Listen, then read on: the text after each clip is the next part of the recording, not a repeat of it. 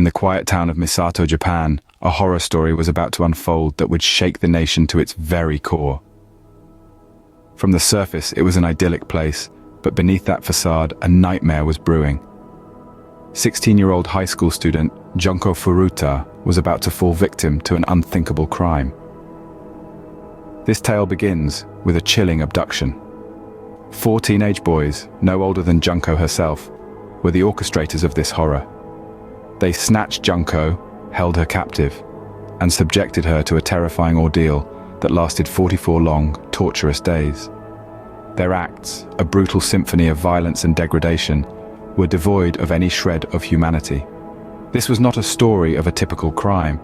This was a saga of relentless torment, a young life extinguished far too soon.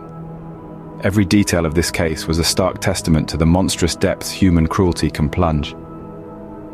As each day passed, Junko Furuta's hope for rescue dwindled, her pleas echoing unheard in the confines of her captor's home.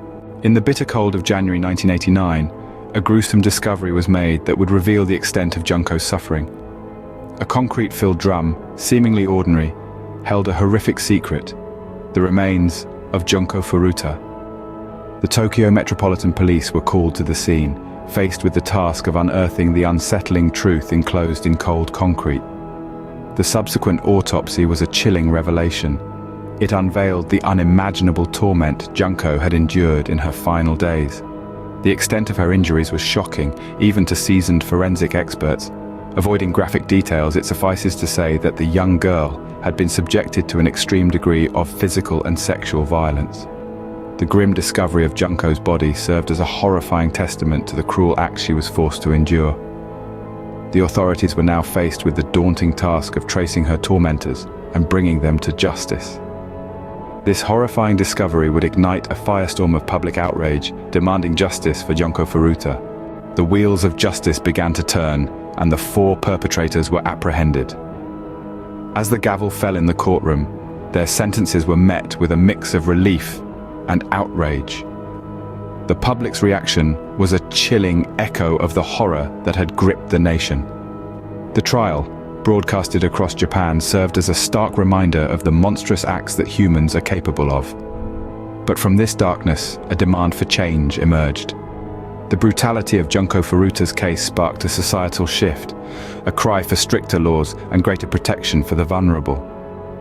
It prompted a hard look at the justice system, the societal norms that had failed a 16-year-old girl. The impact was far-reaching, triggering discussions on violence, particularly against women, and the need for their safety. It sparked debates, fueled policy changes, and brought about a wave of awareness campaigns.